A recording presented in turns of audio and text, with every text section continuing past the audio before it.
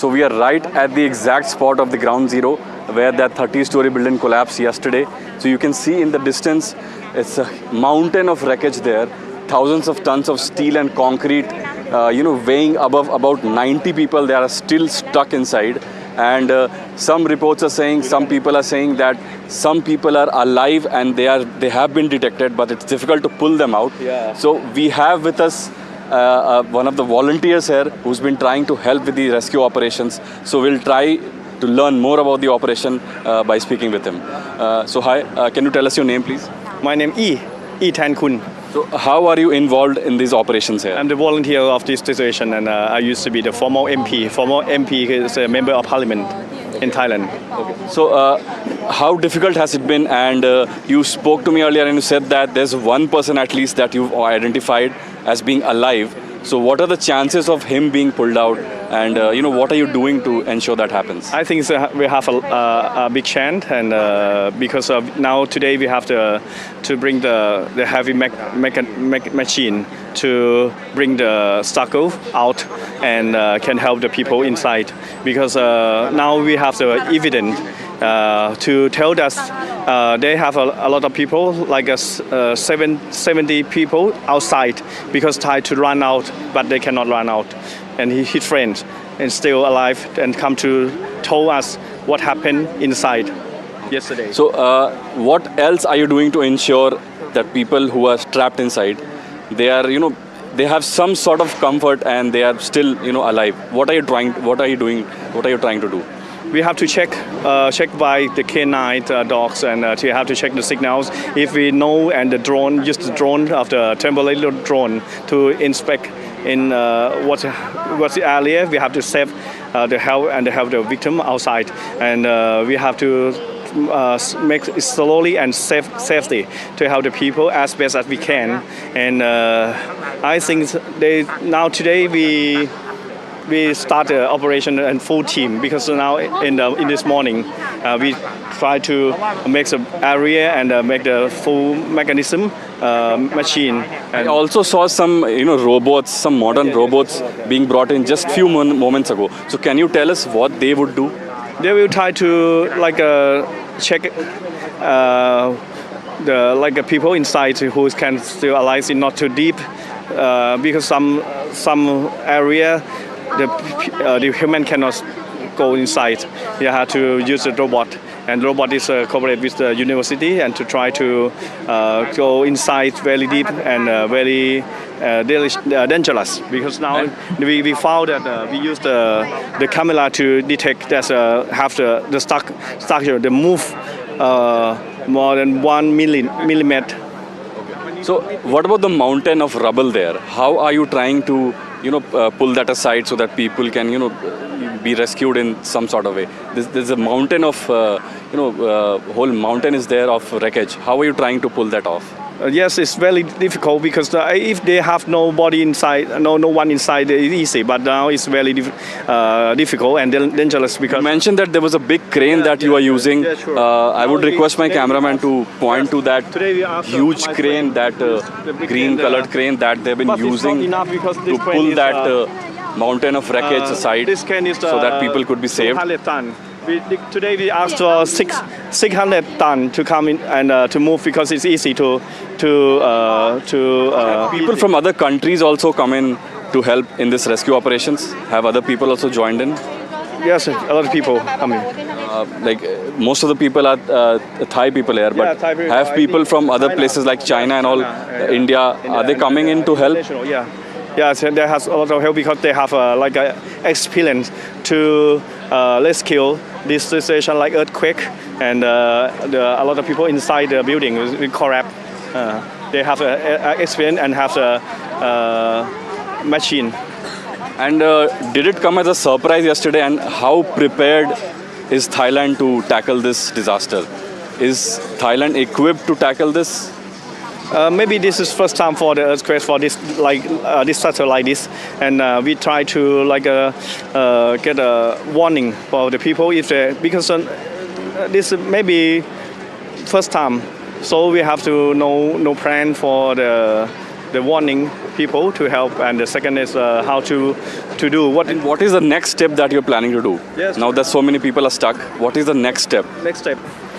After rescue the people like this, we have to create this area and protect. Have to like a friend have the program to warning. If still happen again, we have to more than better planning for help the people to like can run out or. A lot of questions about the structure also. Oh, structure disorder. So is it also faulty structure? Maybe you have to check because why it's easy to collapse like this is when Because Bangkok is full of skyscrapers. But why only this building fell down? And the ground is very soft. I just this morning I have a meeting and know this the area of the Bangkok is very soft. If we not to have this not strong enough to we have to have like this even happen again and again.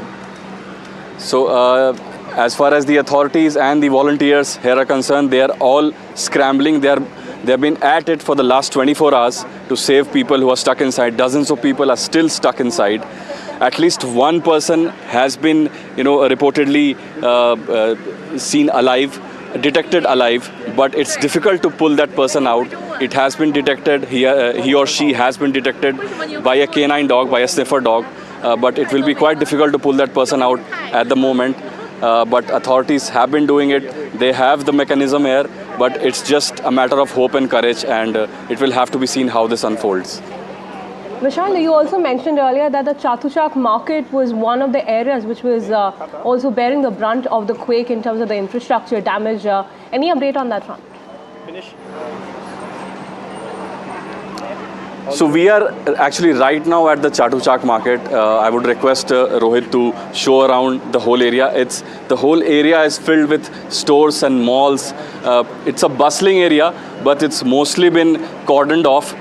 You can see that this whole road is cordoned off. It's been cordoned off by the authorities because they don't want the rescue operations to be hindered.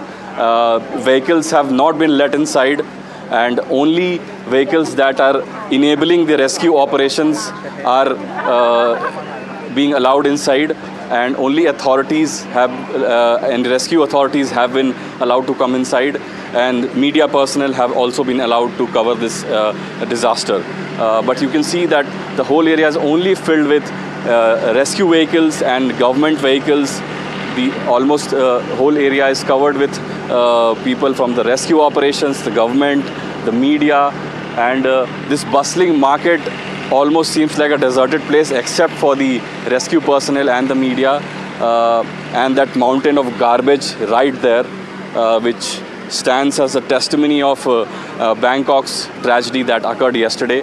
But today, as far as the weekend is concerned, it seems to be getting back to normal as far as the rest of the Bangalore is concerned.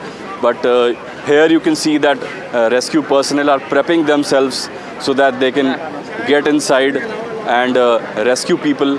These are the mechanisms they have been using. These are some latest technologies that they have so that they can spot people who are stuck inside, who are crying out for being rescued.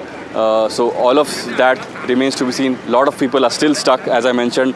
8 people have reportedly been killed here, and about 3 dozen have been rescued since yesterday. Since morning, there have been no rescues from this rubble.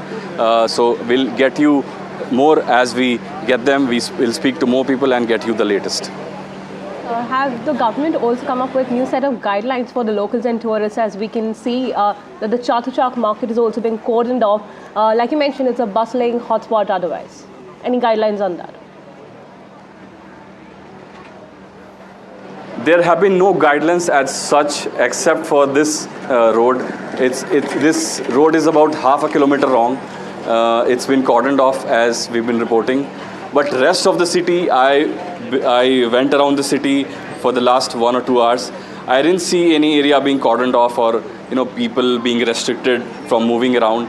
I have seen people from all across the world, driving into the city, landing into the city through the airports.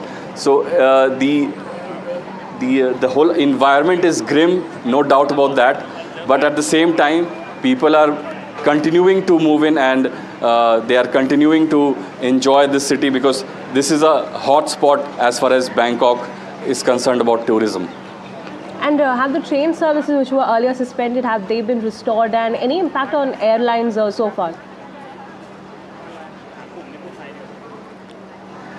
As far as airlines are concerned, the last time I checked, I don't think there's much difference in the air travel because the main area that has been affected is Myanmar, and Myanmar's airport was shut for a while, and about 700 people have died there. That is where the epicenter is.